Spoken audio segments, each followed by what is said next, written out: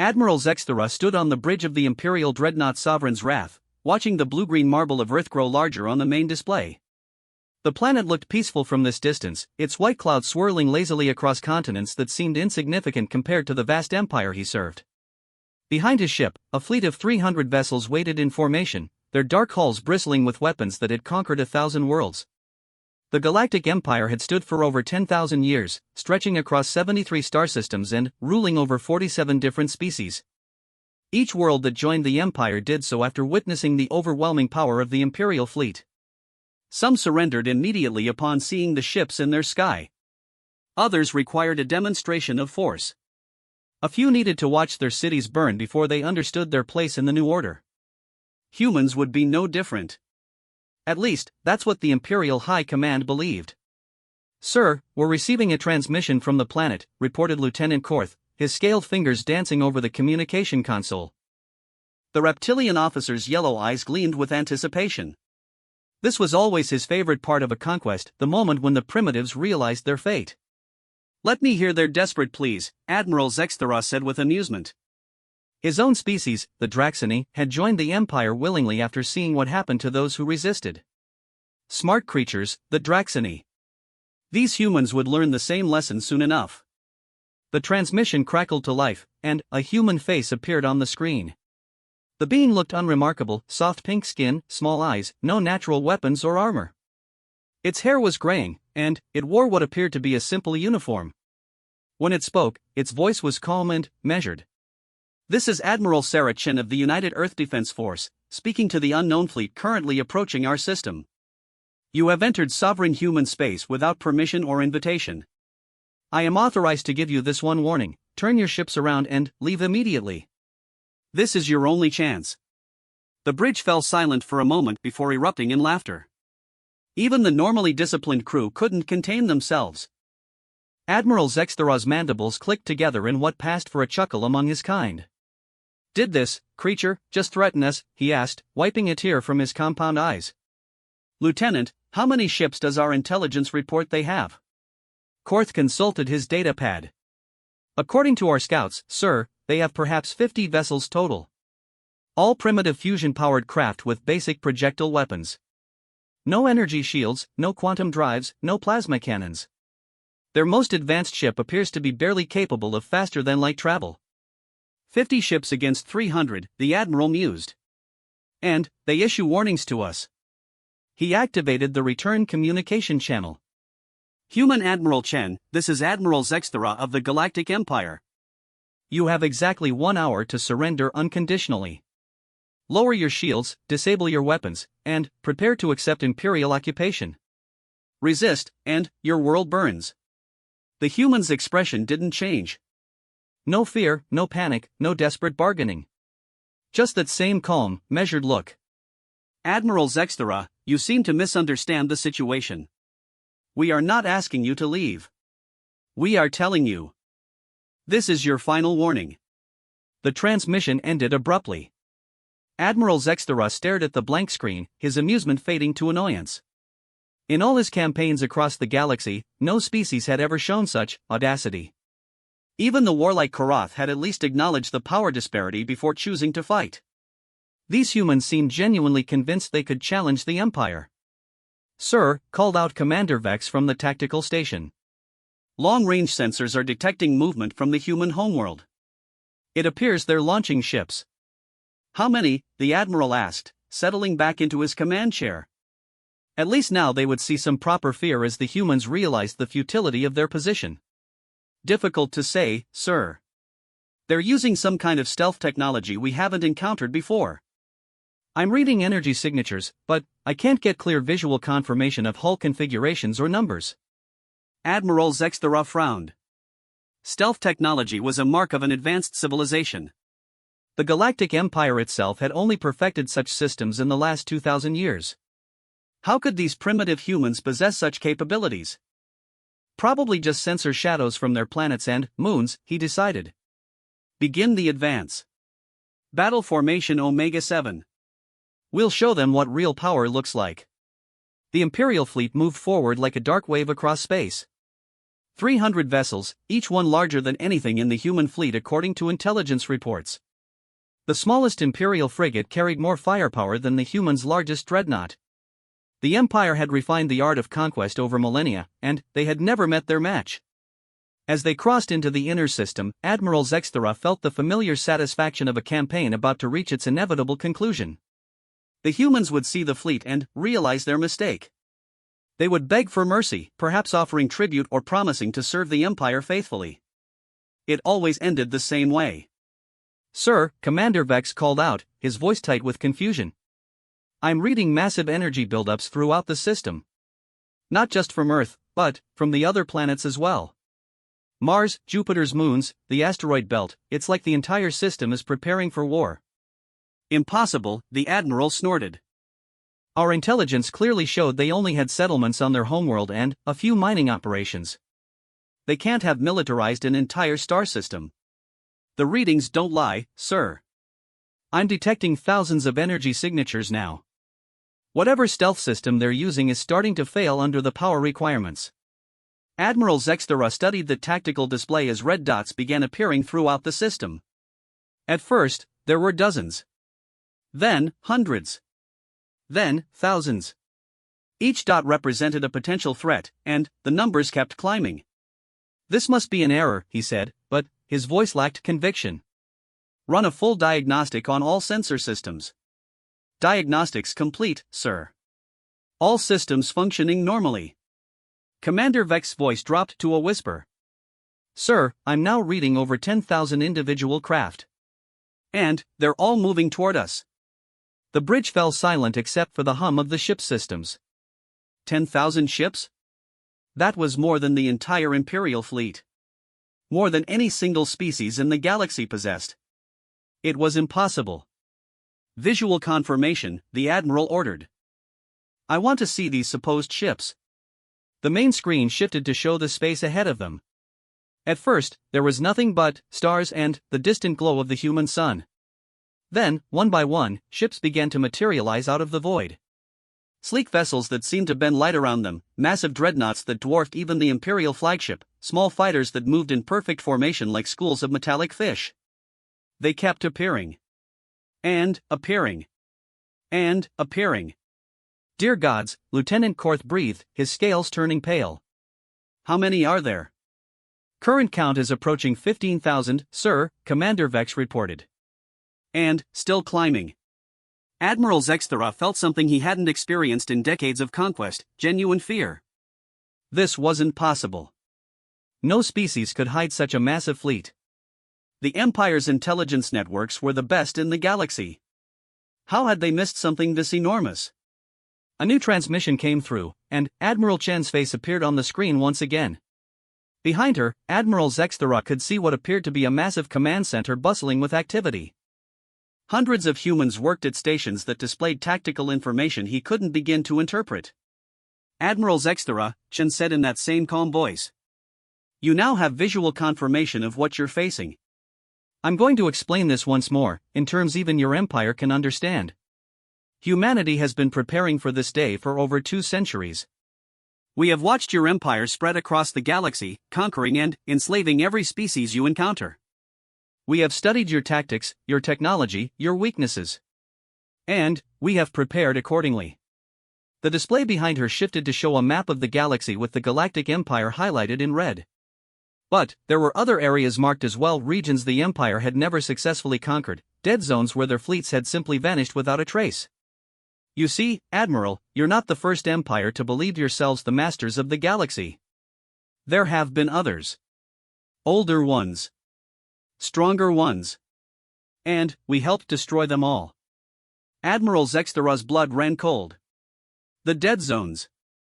Every spacefaring civilization knew about them, areas of space where ships simply disappeared. The Empire had always assumed they were natural phenomena, regions of unstable spacetime or hidden gravitational anomalies. "That's impossible," he said. "Humans have only achieved interstellar flight within the last century." "Our records show your records show what we wanted them to show," Admiral Chen interrupted. "Humanity has been traveling the stars for far longer than your Empire has existed. We learned long ago that survival sometimes requires deception.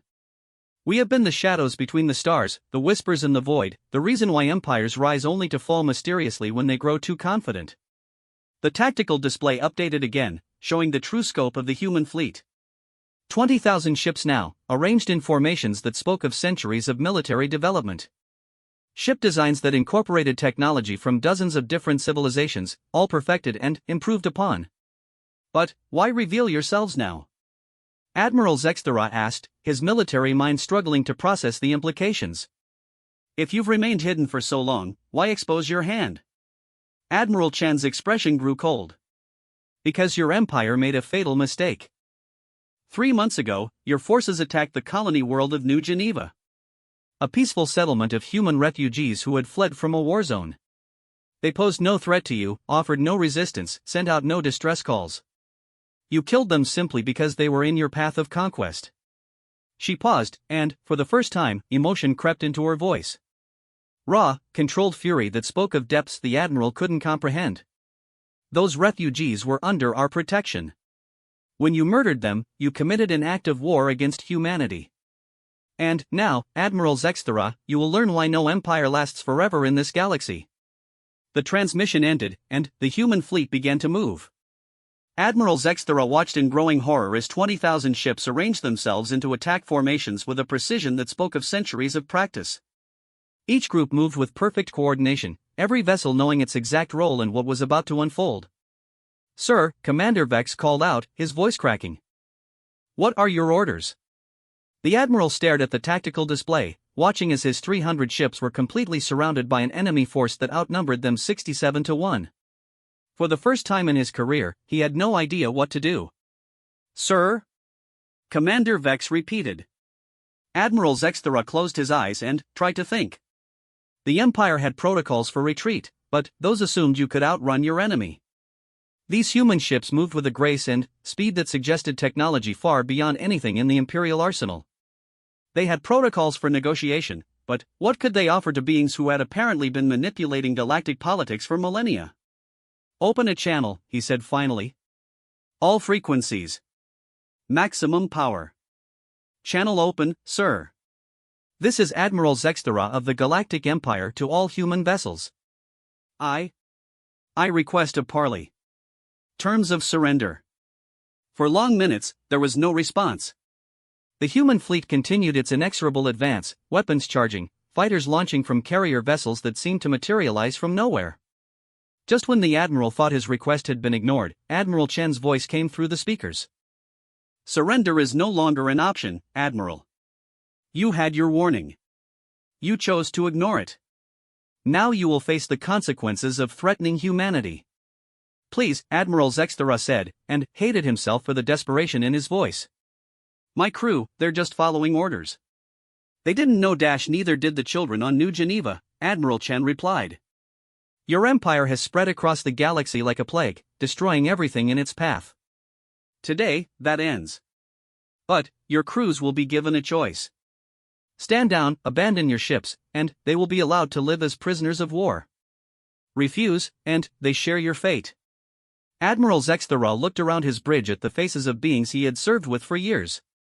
Good soldiers who had followed him across the galaxy, trusting in his leadership and the power of the Empire. They didn't deserve to die for the Empire's crimes.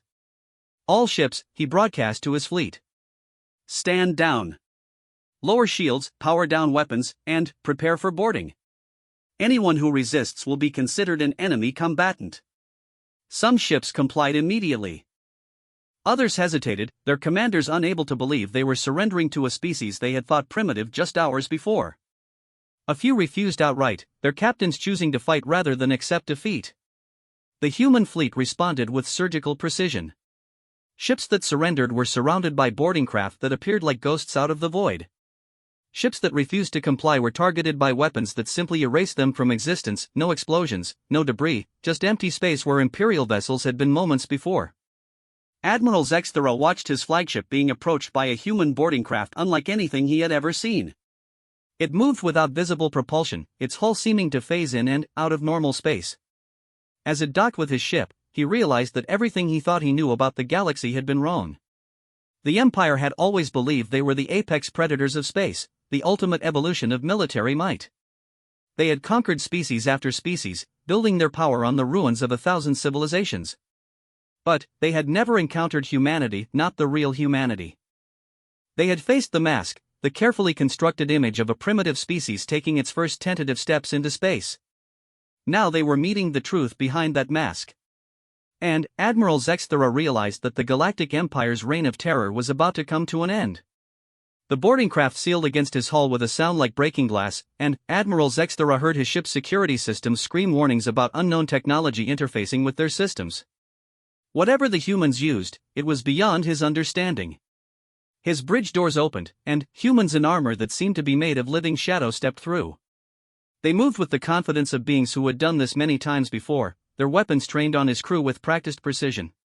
The leader removed her helmet, revealing a face that was both young and ancient, marked by experiences that spanned far more than any human lifetime should allow.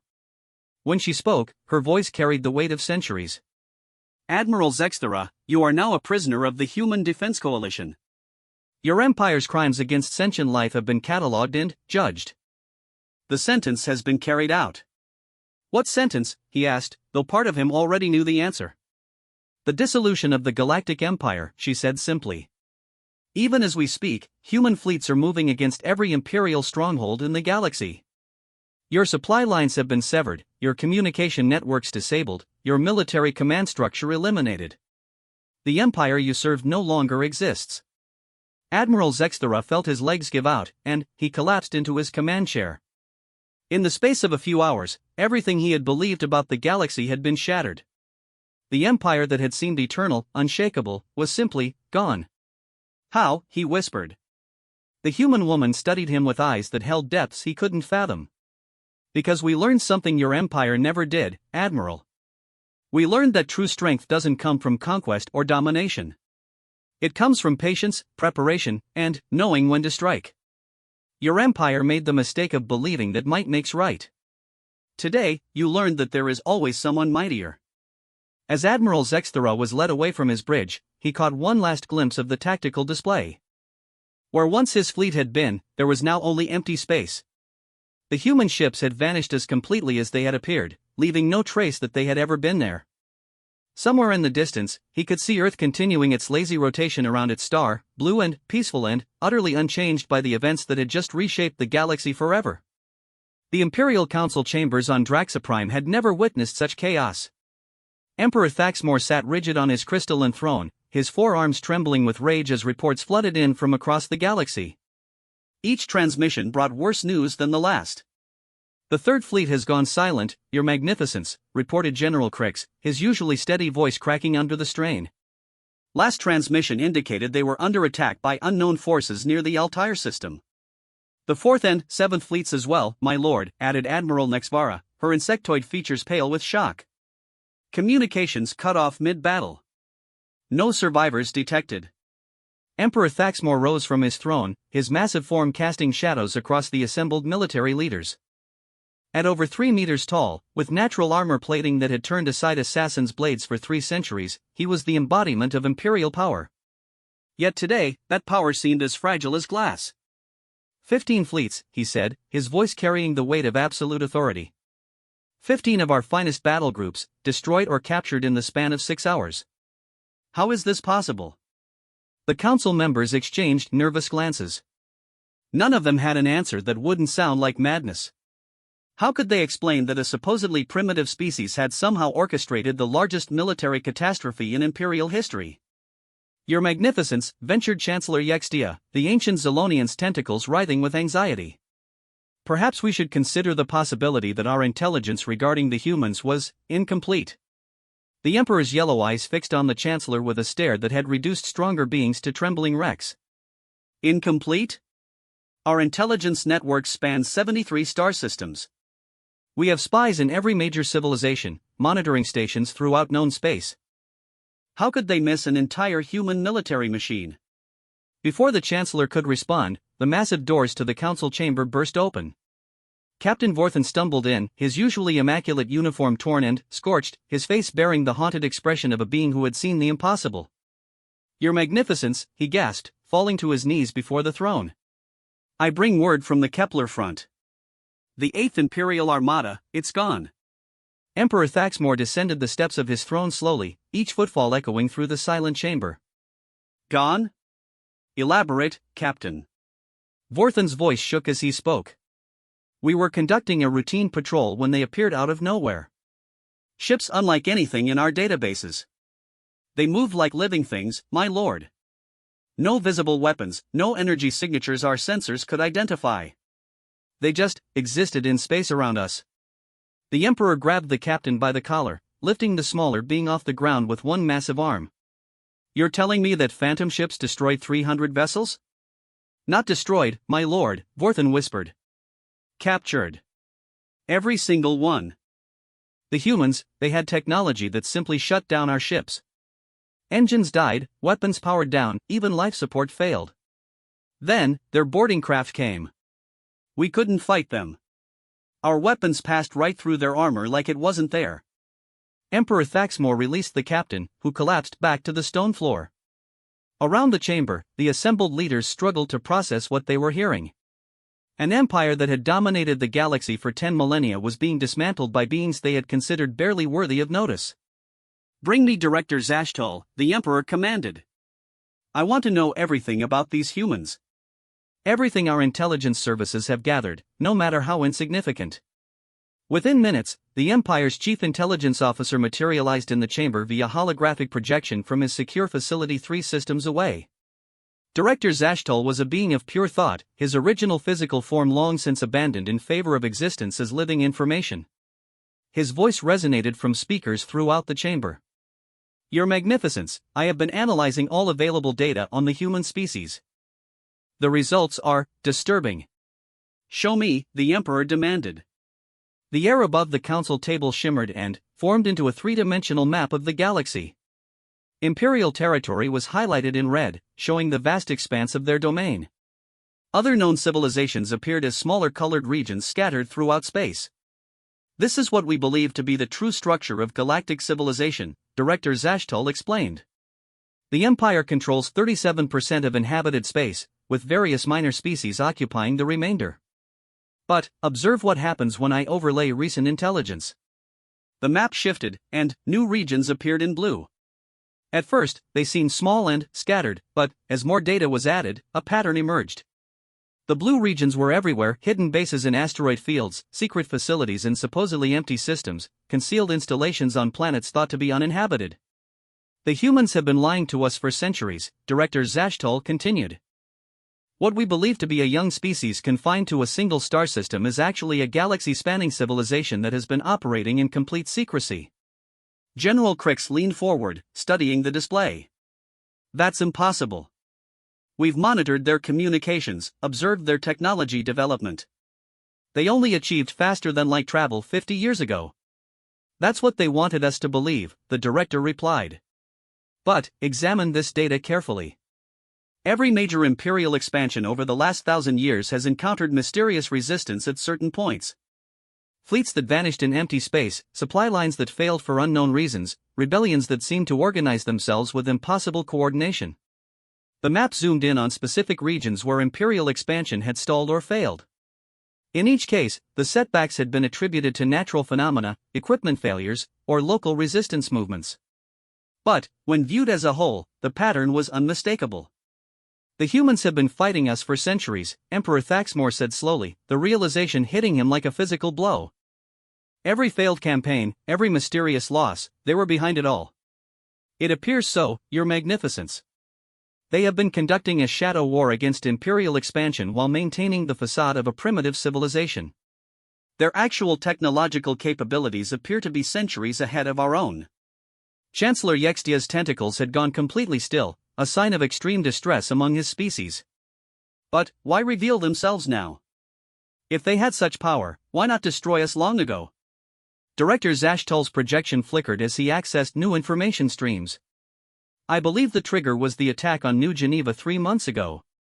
Our forces destroyed what appeared to be a minor human colony, but analysis of the wreckage suggests it was something far more significant. The display changed to show images of the destroyed settlement. What Imperial forces had reported as a simple farming colony was revealed through enhanced analysis to be something else entirely. Hidden beneath the surface structures were facilities that could only be described as monuments. New Geneva was a memorial world, the director explained. A place where humans honored the dead from previous conflicts. The colonists weren't farmers or miners. They were caretakers, guardians of humanity's collective memory. When we destroyed it, we didn't just attack a settlement. We desecrated their most sacred ground. The silence in the council chamber was deafening. Emperor Thaxmore had ruled for over 3 centuries, had conquered dozens of worlds, had seen the rise and fall of civilizations. But he had never faced an enemy like this. An enemy that had been watching, waiting, learning, preparing for generations. "What are our current losses?" he asked finally. General Crix consulted his datapad with hands that shook despite his efforts to maintain military bearing. 22 fleets completely destroyed or captured. Another 15 reporting heavy casualties and requesting reinforcement. All major supply depots along the outer rim have gone silent. And he paused, swallowing hard. The 4th Legion on Karath Prime reports that human ground forces have materialized directly inside their garrison. Through solid walls. Through walls? Admiral Nexvara's compound eyes widened in disbelief. That's impossible. No known technology can dash apparently human technology can, General Crix interrupted. The survivors described soldiers who seemed to exist partially outside normal space. Weapons that couldn't hit them, armor that bullets couldn't penetrate. The entire garrison of 50,000 troops was neutralized in under an hour. Emperor Thaxmore turned back to Director Zashtul's projection. What do we know about their numbers? Their actual fleet strength? Preliminary estimates based on engagement reports suggest they possess at least 50,000 combat vessels of various sizes. But, Your Magnificence, that number may be conservative. Their stealth technology is so advanced that we may only be seeing a fraction of their true strength. 50,000 ships, the Emperor repeated. Against our total fleet strength of 8,000. He paused, the mathematics of destruction playing out in his mind. We're outnumbered 6-1 by an enemy we didn't even know existed. The great doors of the chamber opened again, and a communication officer rushed in carrying an encrypted data crystal. His face was pale with terror as he approached the throne. Your Magnificence, he gasped. Priority transmission from the core world's defense grid. The humans, they're here. Emperor Thaxmore took the crystal and inserted it into the throne's communication array. A holographic display materialized, showing the view from orbital defense platforms around Draxa Prime itself. Space around the planet appeared empty at first, but as the sensors adjusted their frequencies, ships began to appear. Hundreds of them, positioned at perfect intervals around the world. Admiral Chen's face appeared on the display, transmitted from what appeared to be the bridge of a massive vessel. Behind her, the bridge bustled with activity, but every human present moved with the calm efficiency of beings who had done this many times before. Emperor Thaxmore, she said, her voice carrying easily across the light years. I am Admiral Sarah Chen of the Human Defense Coalition. You are surrounded and outnumbered. Your fleets throughout the galaxy have been defeated. Your empire is finished. The Emperor's 4 fists clenched simultaneously. Even facing impossible odds, surrender was not in his nature. What do you want, human? Justice, Admiral Chan replied simply. For 10,000 years, your empire has spread across the galaxy like a cancer, destroying civilizations, enslaving populations, committing genocide against any species that refuses to submit. Today, that ends. You cannot destroy the empire, Emperor Thaxmore declared, drawing himself up to his full, imposing height. Even if you defeat our fleets, there are billions of imperial citizens across hundreds of worlds. You cannot conquer them all. We don't intend to conquer them, Admiral Chen said, and, for the first time, something like sadness crept into her voice. We intend to free them. Every species your empire has enslaved will be given the choice to determine their own future. Every world you have occupied will govern itself. The age of galactic empires is over, Emperor. What comes next is up to the people themselves. Director Zashtul's projection flickered urgently. Your Magnificence, I'm receiving reports from across the Empire. Human forces are appearing simultaneously on every major world. They're not attacking population centers. They're targeting only military and government installations. The display showed scenes from dozens of Imperial worlds. On each one, human ships materialized out of empty space with surgical precision. Imperial garrisons found themselves surrounded by enemies who seemed to exist partially outside normal reality. Government centers were occupied by soldiers who could walk through walls and who moved with the coordination of a single, vast intelligence. How is this possible? General Crix whispered. No military force in galactic history has ever managed simultaneous operations on this scale. Because no military force in galactic history has been planning this for as long as humanity has, Admiral Chen replied, apparently able to hear their conversations despite the distance. We have been preparing for this day for over 2,000 years. Every human settlement, every hidden base, every secret facility has been part of a single, galaxy-wide strategy. Emperor Thaxmore stared at the displays showing the systematic dismantling of his empire. On world after world, Imperial forces were laying down their weapons rather than face an enemy they could not fight. It wasn't cowardice. It was simple recognition of impossibility. What happens to us, he asked finally.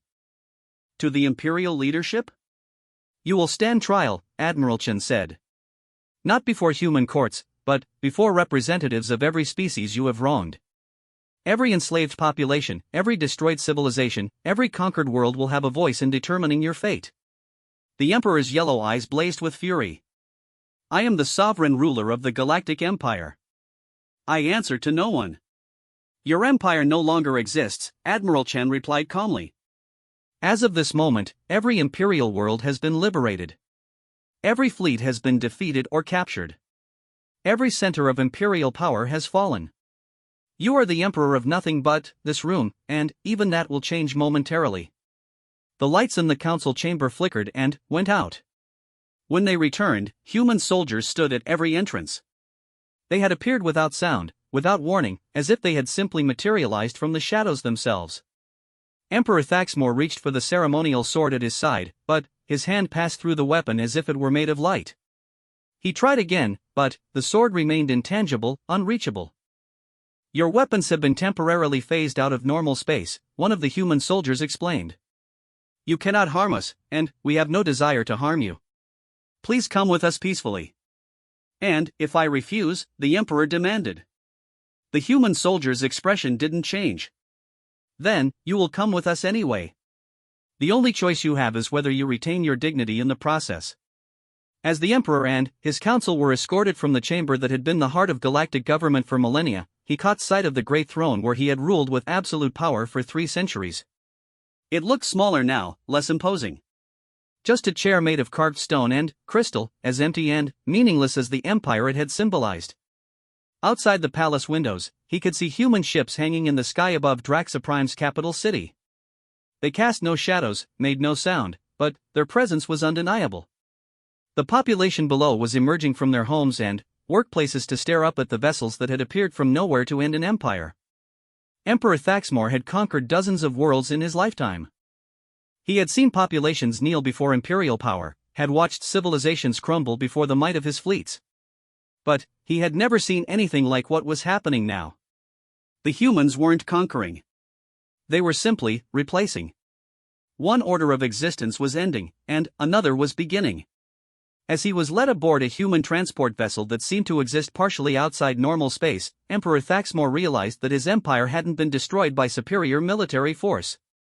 It had been ended by superior evolution. Humanity had grown beyond the need for conquest, beyond the desire for domination. They had become something the galaxy had never seen before. They had become gardeners instead of predators. And the galaxy would never be the same. 3 weeks after the fall of the Galactic Empire, the Karath homeworld of Veltor experienced something it had never known in its 3,000-year recorded history: silence. For generations beyond memory, the red skies above their capital city had been filled with the constant thunder of Imperial warships. The Karath were a proud warrior species, but their pride had been systematically crushed under centuries of Imperial occupation.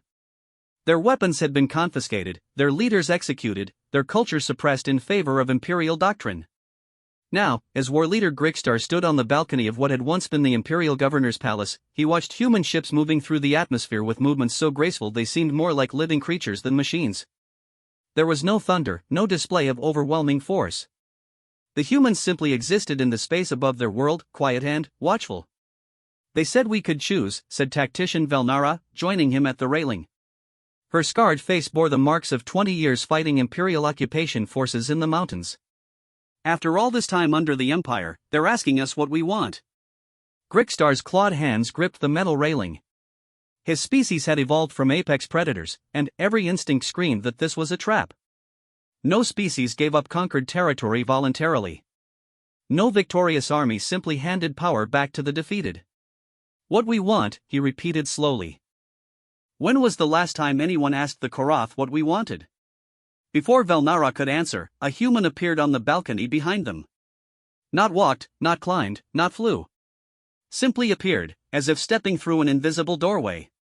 Both Korath spun toward the newcomer, warrior reflexes bringing weapons halfway from their sheaths before they remembered that human technology made such gestures meaningless. The human was tall and lean, with the kind of weathered face that spoke of long years under alien suns. She wore no uniform that either Korath could identify, just simple gray clothing that seemed to shift and flow with her movements. When she spoke, her voice carried accents from a dozen different worlds. War Leader Grickstar, Tactician Velnara. I am Coordinator Lisa Vasquez of the Human Transition Authority. I apologize for appearing unannounced, but your communication systems are still adapting to post-imperial protocols. Grickstar forced his hand away from his weapon. Coordinator Vasquez. We were told representatives would come to discuss our world's future, but we expected something more formal. Formality is often just another form of intimidation, Vasquez replied, moving to join them at the railing. We've found that real conversations happen when people feel safe to speak honestly. Velnara studied the human with the calculating gaze of a lifetime soldier. You could kill us both without effort. Your technology makes our weapons useless. How is this safer than formality? Because we're not here to rule you, Vasquez said simply. We're here to help you rule yourselves. The difference matters.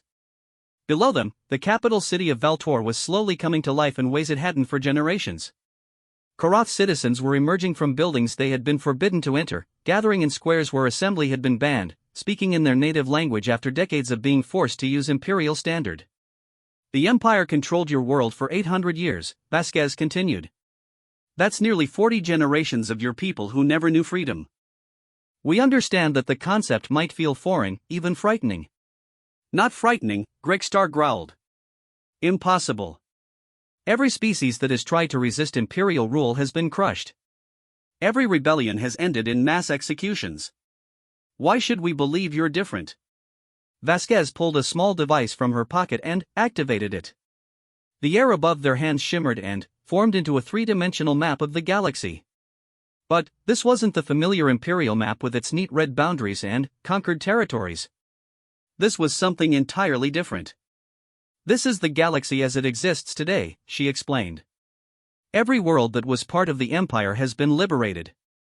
Every species has been given the same choice we're offering you. The map showed thousands of worlds, each marked with different colors. Some were blue, indicating worlds that had chosen to join a loose confederation of free planets. Others were green, showing worlds that had decided to remain independent but maintain trade relationships. A few were yellow, marking planets that had chosen complete isolation while they rebuilt their cultures. The Zolonian homeworld chose to join the Confederation, Vasquez pointed to a cluster of blue dots. They're working with 17 other species to create a new form of interstellar government based on mutual cooperation rather than domination. She gestured to another region. The Draxi decided they needed time to heal from centuries of imperial rule. They've chosen temporary isolation while they rediscover their own identity. And the humans? Velnara asked. Where do you fit in this new galaxy? The map zoomed out to show the full scope of human territory. It was vast, spanning regions that the Empire had never even suspected existed. But, unlike the solid red blocks of imperial conquest, human space was marked with a different symbol entirely. Gardens. We tend, Vasquez said quietly. We watch. We help when asked, but we don't rule. We learned long ago that gardens grow better when you don't try to control every flower. Grickstar studied the display with growing amazement.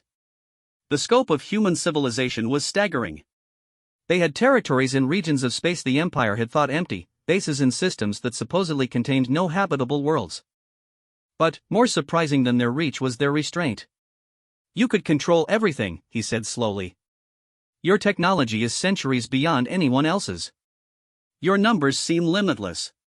Why don't you just take what you want? Because we learned something the Empire never did, Vasquez replied. Taking what you want is temporary. Building something worth keeping is eternal. She gestured toward the city below, where Karath were beginning to tear down imperial monuments and statues. Your people are warriors. You have a proud martial tradition that the Empire tried to suppress. But, there's more to your culture than warfare, isn't there? Velnara nodded slowly. Before the Empire, we were explorers. We mapped star systems, discovered new worlds, built the first deep space communication networks in this region of the galaxy. The Empire turned us into soldiers and nothing else. What if you could be explorers again? Vasquez asked. What if your warrior traditions could be used to protect other species from the kind of oppression you experienced? What if the galaxy needed protectors instead of conquerors? The human woman activated another function on her device, and the map shifted to show current threats throughout the galaxy. Pirates taking advantage of the power vacuum left by the Empire's fall. Warlords trying to carve out their own territories. Slavers preying on unprotected worlds. The galaxy is wounded, Vasquez explained. 10,000 years of imperial rule have left scars that will take generations to heal. Some worlds don't know how to govern themselves. Others are being attacked by opportunists who see the current chaos as a chance to build their own empires. Grickstar felt something stirring in his chest that he hadn't experienced in decades. Purpose. Real purpose, not the mindless obedience the Empire had demanded, but the kind of meaning his people had built their culture around before the conquest. You're offering us the chance to be what we used to be, he said. We're offering you the chance to be what you choose to be, Vasquez corrected. If you want to rebuild your exploration fleets and map unknown regions, the Confederation would welcome that knowledge. If you want to form a peacekeeping force to protect vulnerable worlds, many species would be grateful for your protection. If you want complete independence to rediscover your own path, that choice is yours as well. Velnara moved closer to the map, studying the regions marked as threatened. These pirates, these warlords. The Empire's fleets would have stopped them. The Empire's fleets also enslaved half the galaxy, Vasquez pointed out. There has to be a better way to maintain peace than through tyranny. A federation of free worlds, Grickstar mused. With each species contributing what they do best. Karath military expertise, Solonian diplomatic skills, human technology and coordination. Among others, yes. The Eltarians have offered their medical knowledge to help heal war-torn worlds.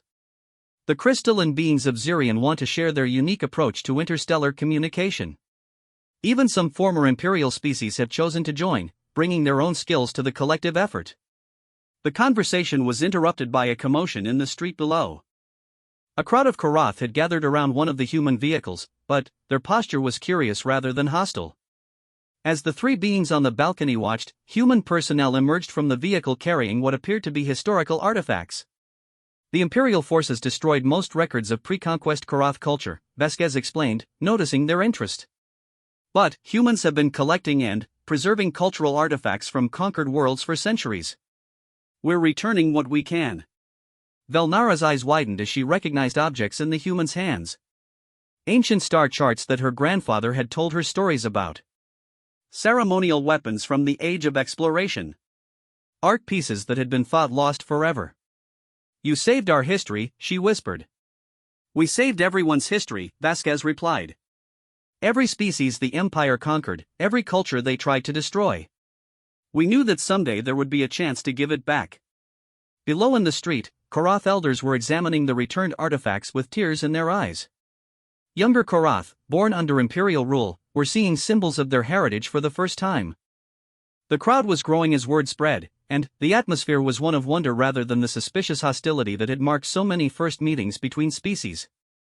This is what you've been doing for 2,000 years, Grickstar said, understanding beginning to dawn. Not just fighting the Empire, but preserving what they tried to destroy. Fighting was only part of it, Vasquez confirmed. The real work was keeping alive the hope that someday there would be something better.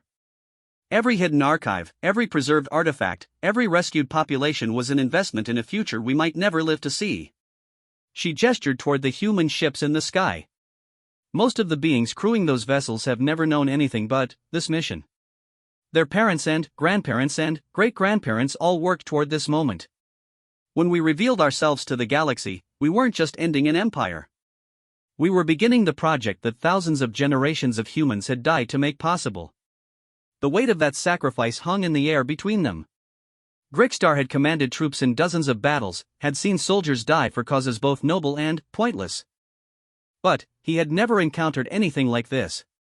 An entire species that had dedicated itself to a goal that spanned millennia, accepting that they might never see the fruits of their labor. Why? Velnara asked. Why sacrifice so much for species you'd never met, worlds you'd never see? Vasquez was quiet for a long moment, looking out over the city where Karath were rediscovering their own identity after centuries of suppression. When she spoke, her voice carried a sadness that spoke of personal loss. Because someone has to, she said finally.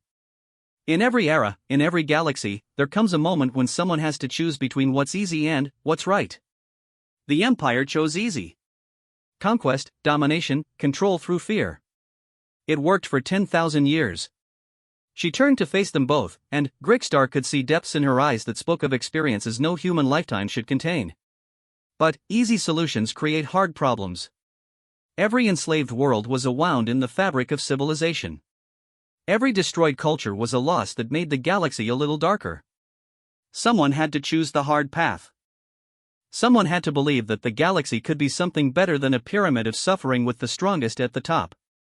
And now? Grickstar asked. Now we find out if we were right, Vasquez replied. The Empire is gone, but that was the easy part compared to what comes next. Building something better than what came before. Creating a civilization based on cooperation instead of domination. Proving that strength can be used to protect rather than conquer. She deactivated the display and returned the device to her pocket. Your people have 6 months to decide what kind of future you want. We'll provide whatever support you need, but the choice is entirely yours. You can join the Confederation, remain independent, or even ask us to leave and never return. The only thing we won't do is make the decision for you. As Vasquez prepared to leave, Velnara stepped forward. Coordinator. What happens if some worlds choose badly? What if they decide to restart the old ways, to build new empires? The human woman paused, and, for a moment her expression grew cold.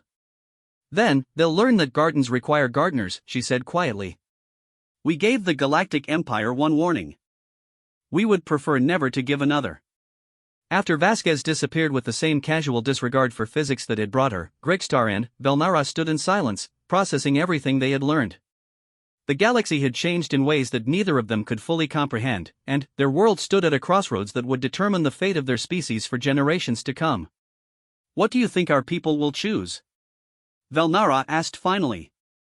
Grickstar watched the celebration in the streets below, where Karath were dancing to music that hadn't been heard in public for 800 years. Children born under Imperial rule were learning songs their great-grandparents had thought lost forever. I think, he said slowly, that we're going to remember what it means to be Karath.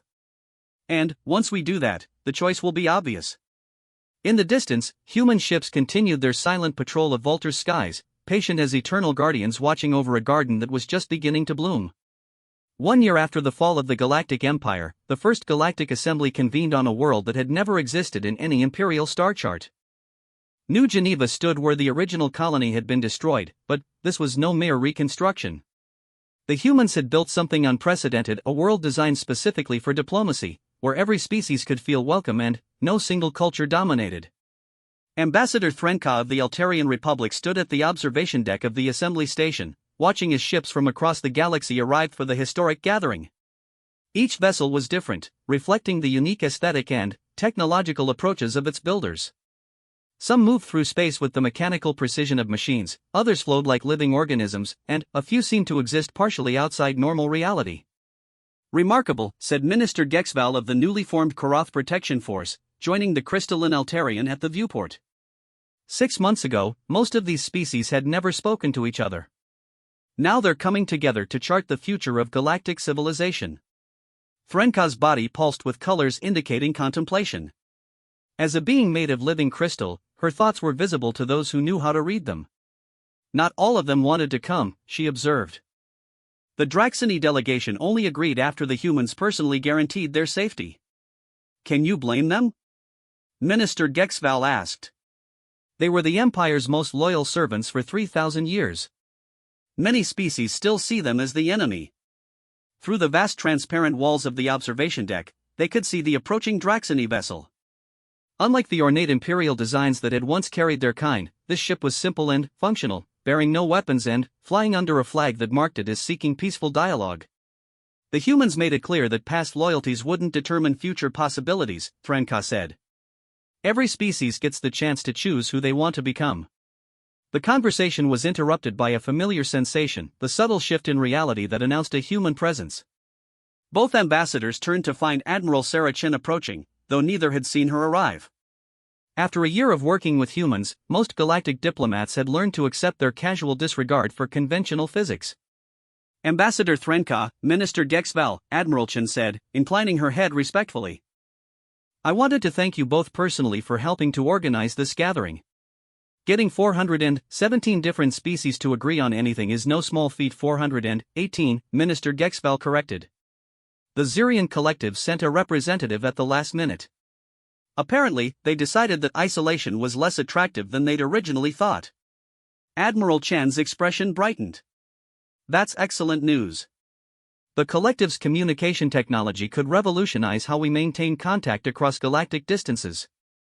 Threnka's crystalline form shifted through spectrums of concern.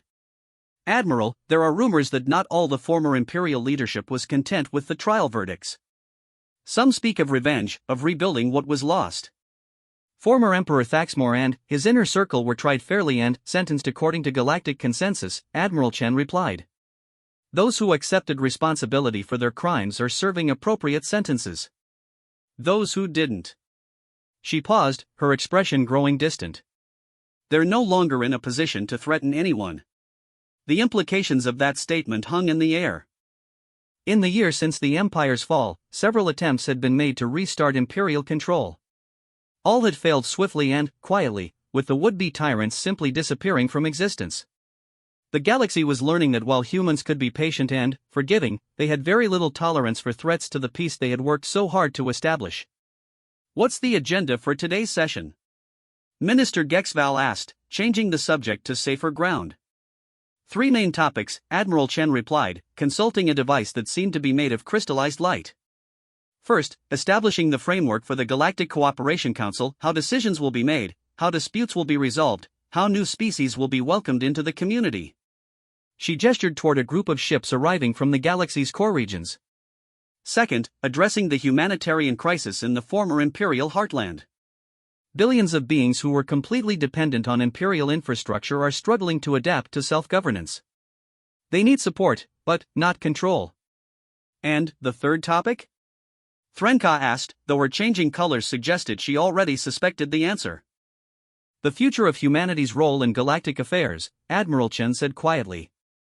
Many species want us to take formal leadership of the new order. They trust our technology and our intentions. But that would just create a new empire, even if we had no intention of oppressing anyone. The 3 beings stood in comfortable silence, watching as more ships arrived. The diversity was staggering. Vessels that looked like grown coral reefs carried aquatic species from oceanic worlds. Geometric constructs of impossible angles brought beings from dimensions that barely intersected with normal space.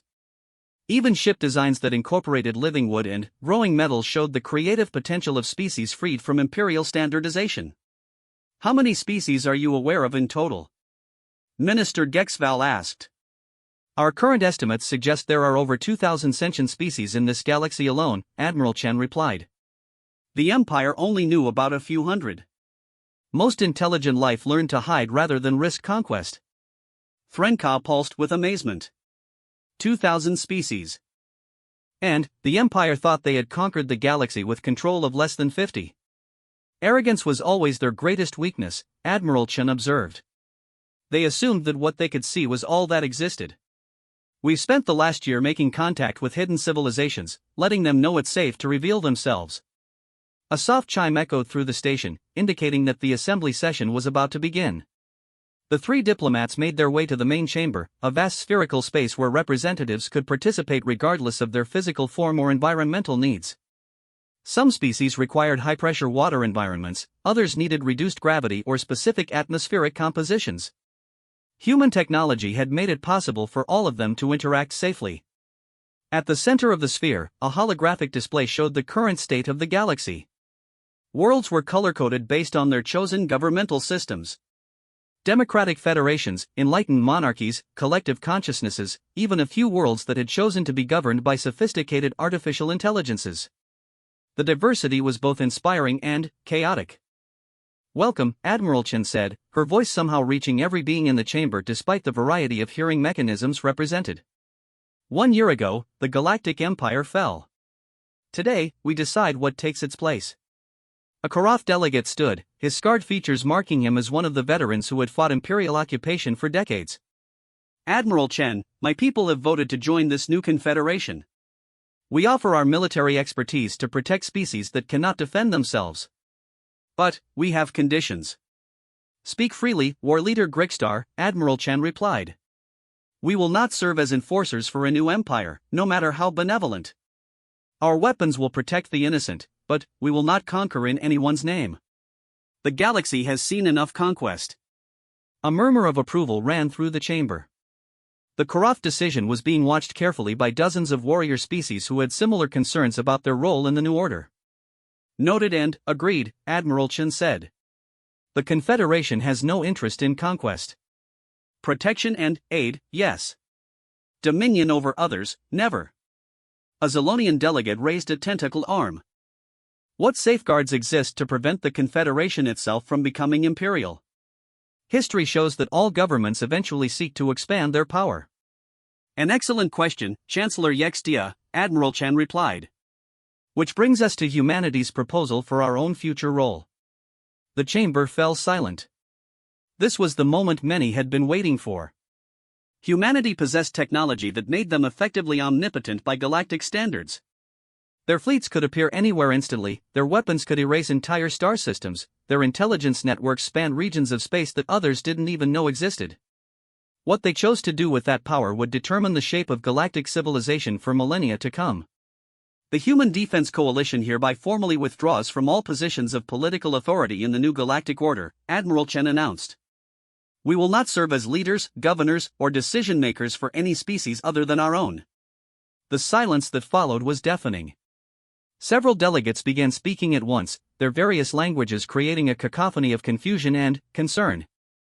"Admiral," called out a Draxini representative, his voice tight with worry.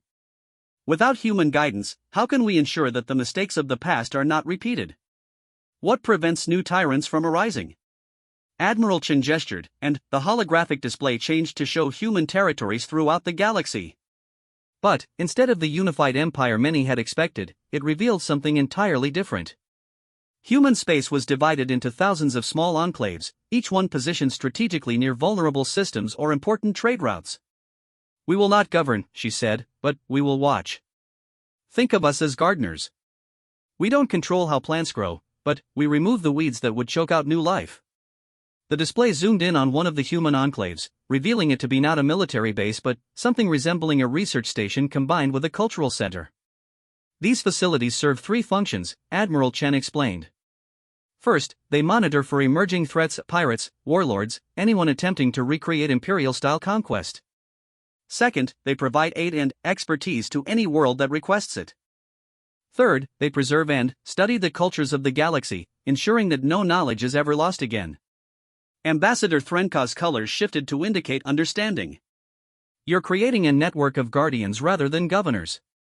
"Exactly. Each enclave is staffed by volunteers who have dedicated their lives to protecting galactic peace. They have no authority to make decisions for other species, but they have all the resources necessary to stop anyone who threatens that peace." A delegate from one of the newly contacted hidden civilizations stood. The being appeared to be made of flowing energy contained in a roughly humanoid shape. "Admiral Chen, what guarantee do we have that humanity will not change its mind in the future?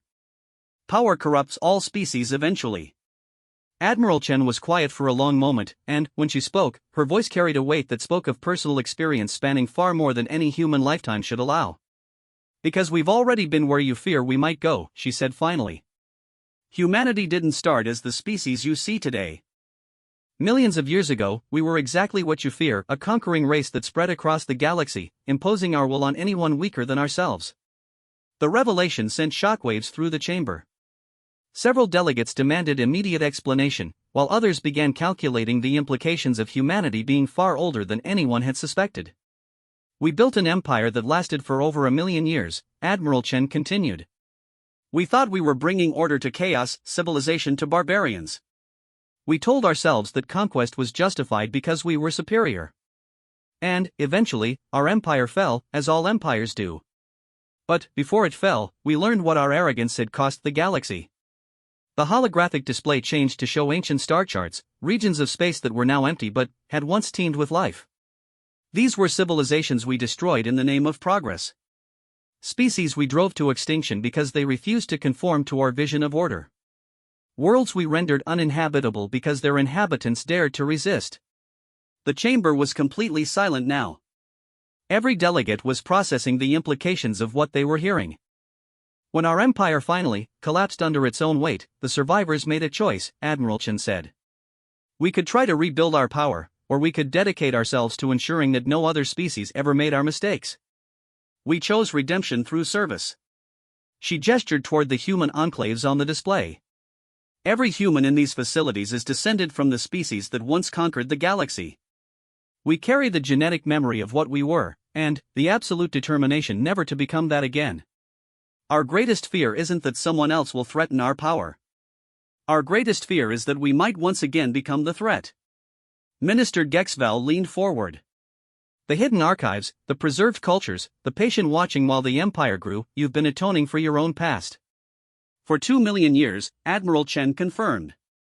Every species we've helped, every culture we've preserved, every tyrant we've stopped, it's all part of our attempt to balance the scales of what we once destroyed. A young delegate from a species that had only achieved spaceflight in the last century raised her hand tentatively. Admiral, if humanity once ruled the galaxy, why reveal yourselves now? Why not continue working in secret? Because atonement without acknowledgement is just hiding, Admiral Chen replied. The galaxy deserves to know who we really are and why we do what we do. And, because. She paused, looking around at the assembled delegates representing hundreds of species from across the galaxy. Because for the first time in 2,000,000 years, we have hoped that the galaxy might be ready for something better than empire. The holographic display changed one final time, showing not the past or the present, but a projection of the future. Thousands of worlds connected not by conquest but by choice. Trade routes protected by cooperation rather than force. Scientific knowledge shared freely among species working together to unlock the mysteries of the universe. This is what we're offering, Admiral Chen said. Not human leadership, but human partnership. Not our vision imposed on you, but your visions protected from those who would destroy them. The choice is yours. The debate that followed lasted for hours. Some delegates argued for formal human leadership, believing that only their superior technology could maintain galactic peace. Others demanded complete human withdrawal, fearing that any involvement would eventually lead to domination. Still others proposed various compromise positions. In the end, the vote was closer than many had expected, but the result was clear. The galaxy chose trust over fear, cooperation over domination. The Galactic Cooperation Council was established with rotating leadership drawn from member species. Humanity would maintain their guardian enclaves but hold no formal political power. As the session ended and delegates prepared to return to their homeworlds, Ambassador Threnka approached Admiral Chen one final time. Admiral, there's something I don't understand. If humanity has been guarding the galaxy for 2,000,000 years, why did you allow the Galactic Empire to grow as large as it did? Why not stop it sooner? Admiral Chen smiled, but it was a sad expression that spoke of difficult choices and painful patience. Because stopping it too early would have meant replacing it with our own control.